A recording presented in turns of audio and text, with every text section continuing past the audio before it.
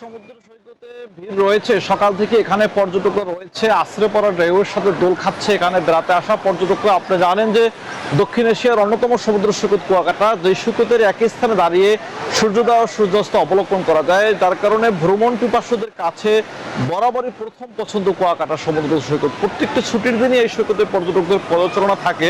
তবে তুলনামূলক গত ঈদের তুলনায় এবারের কোরবানির ঈদের ভিড় অনেকটাই কম রয়েছে। পর্যটকদের যে পরিমাণ পর্যটক এই কুয়াকাটা সমুদ্র সৈকতে থাকে সেই তুলনামূলক পর্যটক সমাগম একটু কম রয়েছে। তবে এখন যারা পর্যটকরা রয়েছেন তারা সমুদ্রের আশ্রে পড়া ঢেউয়ের সাথে দোল খাচ্ছেন।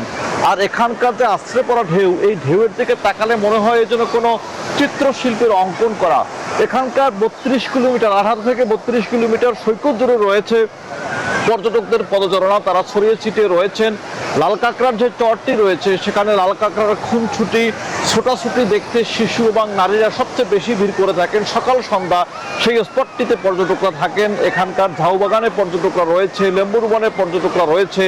এখান থেকে সুন্দরবনের পূর্ব অংশে কিন্তু প্রতিদিন স্পিড বোট এবং টুরিস্ট বোটের মাধ্যমে পর্যটকরা যাচ্ছেন, সেখানকার সৌন্দর্য উপভোগ করছেন। কুয়াকাটা সমুদ্র সৈকতের রাখাইন পল্লী সহ প্রায় 16 থেকে 17টি স্পট রয়েছে, যে স্পটগুলো পর্যটকরা সকাল সন্ধ্যা ঘুরে ফিরে দেখে থাকেন। প্রত্যেকটা ছুটির দিনে এখানে পর্যটকরা আসেন এবং সূর্যোদয় সূর্যাস্ত একই স্থানে দাঁড়িয়ে অবলোকন করেন। এতটুকু ছিল কুয়াকাটা সমুদ্র সৈকত থেকে আমার কাছে এই মুহূর্তের সবশেষ। নাফিসা। জুবাইর, ধন্যবাদ আপনাকে। আরে ঈদ লাগছে মনে, খুশির জোয়ার সবখানে। আরে ঈদ লাগছে মনে, বিকাশ পেমেন্ট সবখানে।